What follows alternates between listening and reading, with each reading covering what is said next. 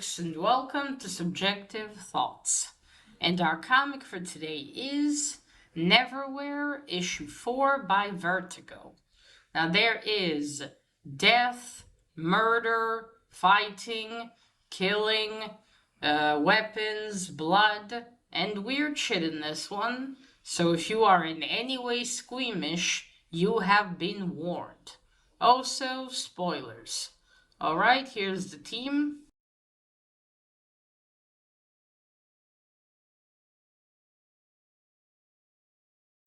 So, when we left off our boy Richard Mayhew in issue 3, he was just going to cross the Nightingale or Night Shift's bridge.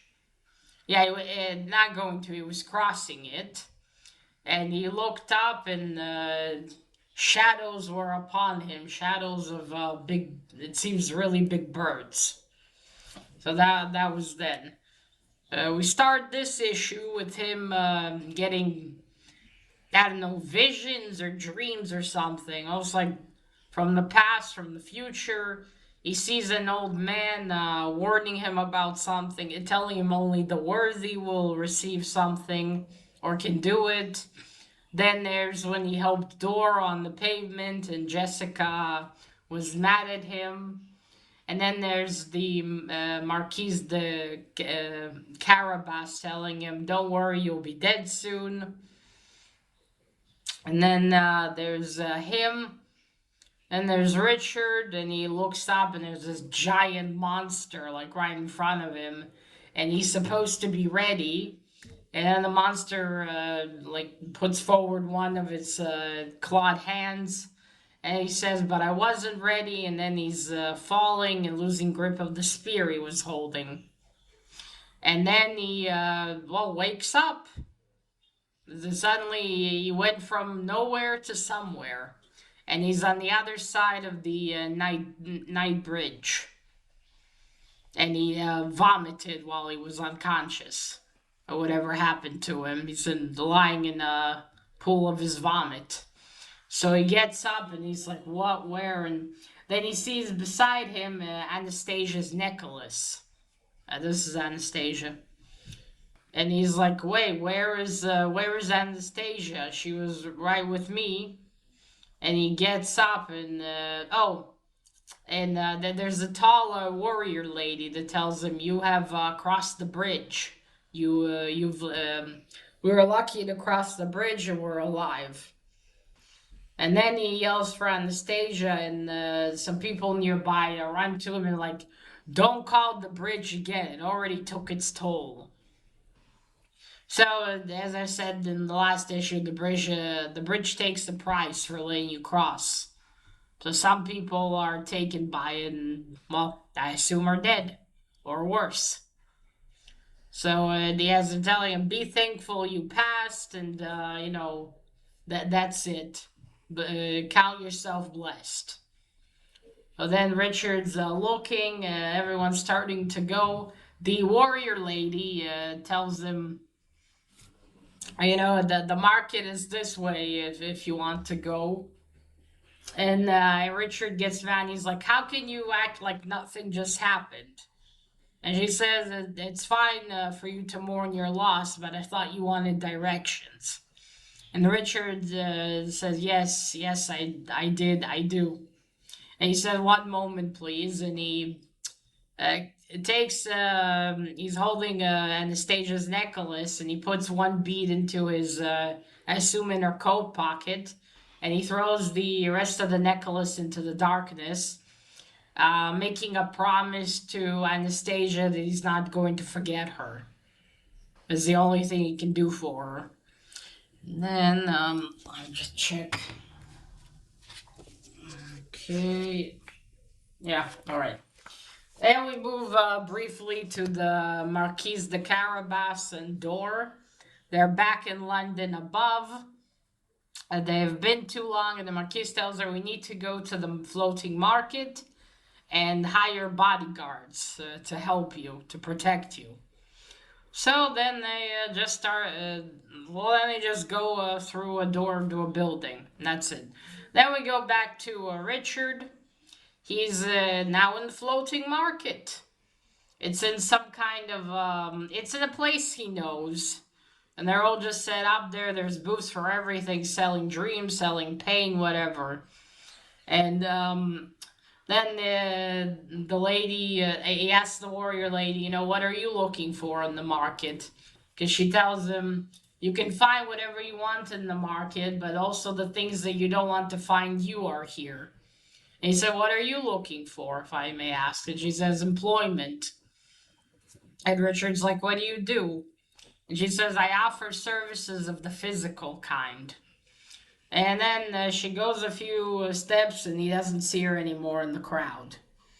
So Richard's there and he's looking for the. Oh, and he comes across the. I'm just going to call him the Birdman. It's the guy that in issue 1 he went to. Not sorry, in issue 2 he went with the Marquise to see before they returned to Door. The Marquise, the Carabas gave him something to hold over for him.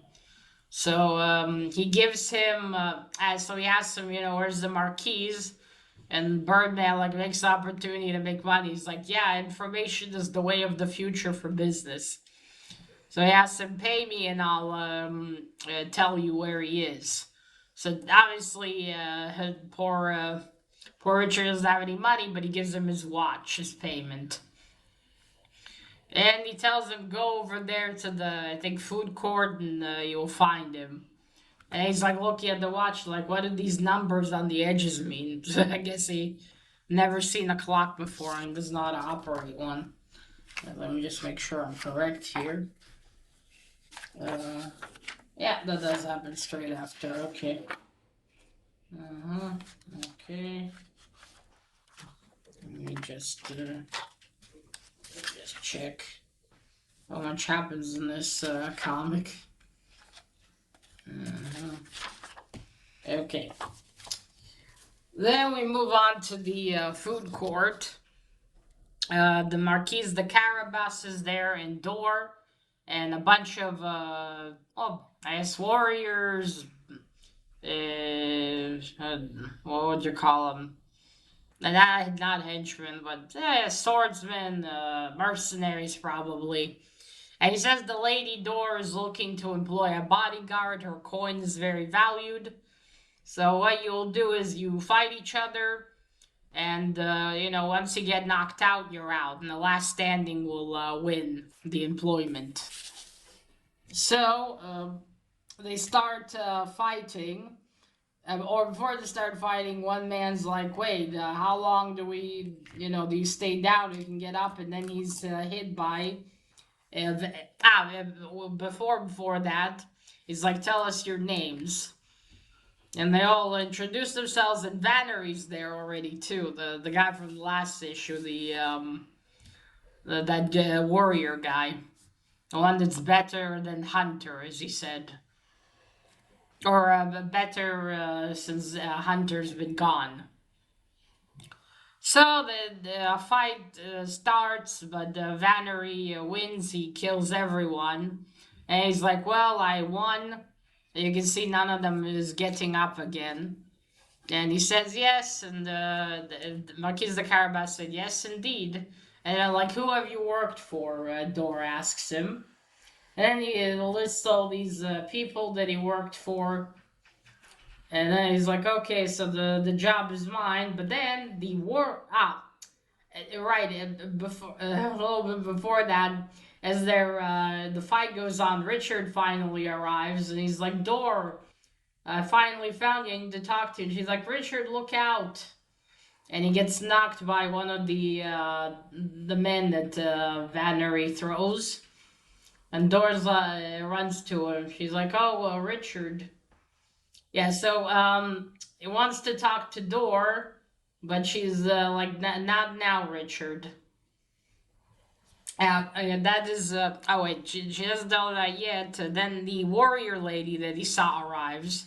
And she's like, wait, I too am here to apply for this. And Vannery's like, the job is already taken. But the Marquis said, "Wait, we'll see what you can do." And again, he said, "The job is taken." And then they start fighting, and she defeats him. And she doesn't kill him, but she defeats him. And they're like, "Oh, who are you?" That's when Richard asks her, and she said, "Not now, Richard." And she says, "I am Hunter. What do you, who have you worked for?" So then this lady, her name's Hunter, and Richard's like, "Oh, I thought she was a hooker." But she said, "I offer physical services." I wonder why I didn't think with the spear that she might be some kind of warrior. But yeah, she's this great warrior, and she's been gone a while. And because the Marquise de Carabas assassinated, he said, "Well, now I'm back." So, okay, the rules are she'll only answer to door because she's her employer.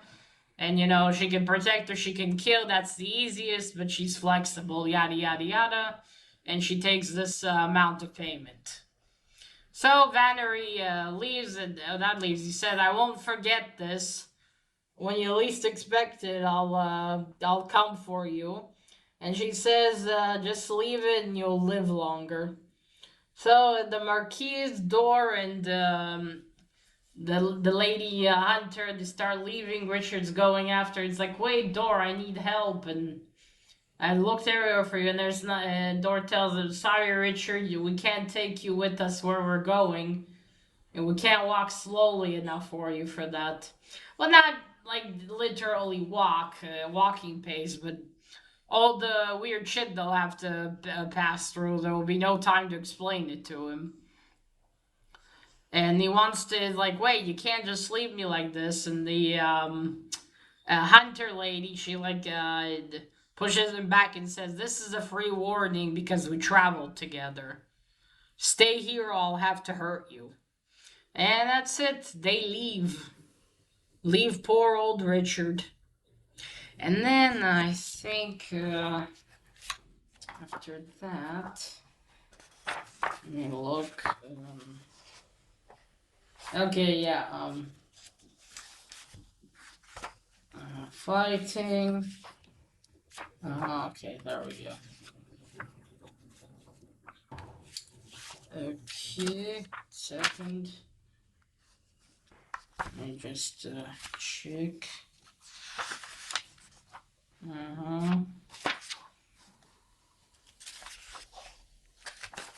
All right. And we move on to Vannery. He goes back to his lair where he lives. And unfortunately for him, Vandermeer and I think his name is Krop, the other one, they're waiting for him in his home. I don't know if I remember this correctly. I think in the book he tries to run away, or maybe he doesn't. It goes a little differently, I think, or maybe not. It's been a long time since I read the books, so I probably don't remember. But yeah, he goes, and then he's grabbed by Mr. Vandermeer, and then the other guy, Krop, talks to him and says, "Well, Mr. Vanner, it looks like you lied to us. You said you were the best warrior." And and Vannery answers, "I said after Hunter, but he is back. Or sorry, she's back." And then he said, "Well, we don't like liars, all the possibilities." And then he's the other guy, the Krop, his name Krop. He holds a mace and he like pulls it back, and it's obviously he's about to hit Vannery. So yeah, Vannery's as good as dead, basically. Then we go back to the floating market. Everyone are packing their stuff and about to leave, putting everything back the way it was. The world will never know, and Richard is sitting there upset. He's been sitting there over an hour thinking how, it's cruel because he can't go back to the regular world now. And he's sitting there and then thinking about that, and suddenly Dora appears. And she's like, "Hi, Richard, do you still want to go with us?" And Richard gets up and hugs her, and he says, "Yes, please, I do." And she says, "All right, after this is over, I don't know how, but we will try to get you back to his to London above, back to real life. And so that's it. It is settled. But she tells him as they start to go, just don't talk to the Marquise de Carabas. He said, why? He says, bad luck is catching. He's obviously upset the door went back to get Richard. Well, what to do? Back in Vannery's home, he is now dead. He had 177 weapons that he stole, made, and scavenged, and they were all used on him. Yeah, poor guy, but what are you gonna do? You can't really escape these two bastards. So yeah, it says they're sitting there pondering about morality of all things. The blood that's on the floor from Mr. Vannery starts to shift. And the other crop guy's like, Mr. Vandermeer, is it me or is the blood moving or am I seeing things? And the blood turns into words and it's a message from their employer. And he says, like, bring the girl alive if you can, but if you can't, I won't, I don't care what you do to her. I couldn't read all of it. And and then and then the crop says, well, you know what this means that these words are in blood, do you, Mr. Vandermeer? It's very, and Vandermeer says, tasty. He's a creepy bastard. And Mr. Crop says, not very happily, it seems, binding. And that is it. We move on from them back to Dor and Richard, Lady Hunter, and the Marquise. They're walking. They need to find this angel Ilsington. Then he knows there's the court of the Earl, the Earl's court. And if they go there, he'll know. Or he knows someone that went to find the angel. But Dor says, but doesn't the Marquise have a price on your head? You know, he'll pay some kind of paper. And the Marquise de Sade, the Carabas, sorry, says, oh, his paper isn't worth anything outside of the court to even his toilet paper. So it will be fine. Well, then as they go down to the train station, Richard has a little freak out from all of this. You know why? As are also some people in the bushes also exist, and they had other stuff, and they all look at him. He's like, "I'm sorry, I forgot who I am, not who I am, where I am for a moment." The Marquis de Sade mocks him and says, "Ignorance is truly a blessing." So then they continued to go. Then the Lady Hunter tells him that those people in the bush, or the ones he was talking about in the bushes, do exist, and he better hope he doesn't come across them. And then Richard, they start walking. Richard's like, "Hey, wait, you know, the Earl's court can't be here, in the station for some reason." And the Marquise de Carabas, "Oh, Mr. Richard, please, space out these jokes of yours." And then he tells, Richard says that, and he says, "I'll make sure to tell the Earl about that." And then the train stops. The yeah fuck, I forgot again the word, but yeah, the train stops and the carriage opens, and they go in. And Richard said there's an odd smell and an odd atmosphere, and you see there's straw on the floor. As Richard looks up, he realizes why, because it's a whole medieval scene in front of him. And then there are guards, and they say, if you are friends of the Earl, you may come forth, but if you are enemies, you will die where you stand. And that is it. That is the end of issue 4. Okay, art. Always cool covers. I don't know who this is supposed to be, like these two.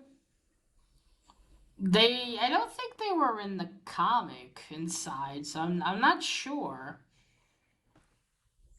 Maybe it's one of the ones they were fighting. I don't know, it doesn't make sense. I mean, I guess Anastasia makes sense here because she was pretty big before, and poor Richard felt guilty because she died from being his guide.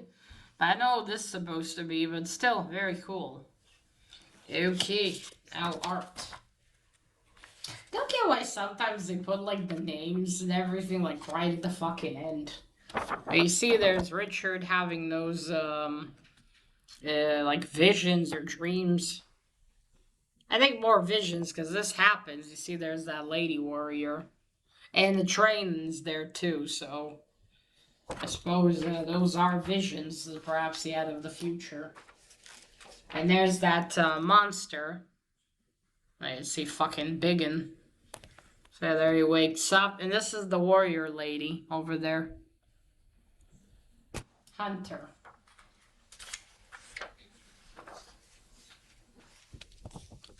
There's the hunter lady.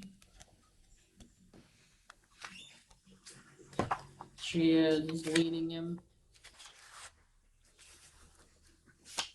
She helps him get there, and I'll just show you the court. I think he'll be okay, because it's, there's just a Vannery as she's fighting him. There he is.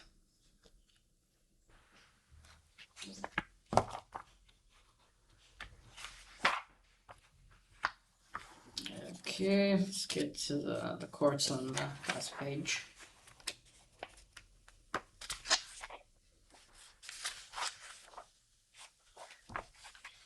Okay, there we are. Yeah, so this is the court. Maybe up there, that's the Earl with the blonde hair.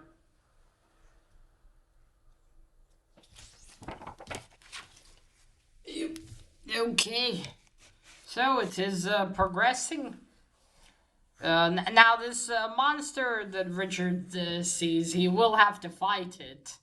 That I remember. I also remember something else, but I don't want to spoil it here, so I won't say it. But yeah, he does have to fight that monster. So it will be interesting to finally get to that part. I don't remember how they later really reached the angel. That I kind of forgot. I think, yeah, no, I don't remember after this, really. I just really remembered the ending very well, but that's about it. But yeah, the story's going on very interestingly. And I can't wait in the future to reread Neverwhere the book, and then reread this comic series. Because, as I said, the book is longer, and I kind of remember the beginning being different, too, of the book. I think it starts with Richard before he moves to London. I think that's it. But again, obviously, they couldn't stuff everything in here. That would be impossible. But still, they're very cool so far. I can't wait to see some more action. And also see if the ending is going to be for what I remember from the book. And we shall see. Should be some more action next issue. So far there's been some action in every issue. But mainly Mr. Vandermeer and Mr. Krop, was it? Killing people brutally. Oh, murdering, I should say. Murdering is more accurate. But I still don't know what this guy is supposed to be, honestly. Like, he's holding, or not holding, he sees, like, looks like he's holding someone's head there. Maybe that's supposed to be Mr. Krop. But it doesn't really look like that. And Mr. Vandermeer, but it doesn't really look like that, so I'm not sure. Alright, well, we'll see what issue 5 will bring. So that is it, folks. Let me know what you thought of issue 4. And remember, collect what you're passionate about and share it on YouTube. Bye!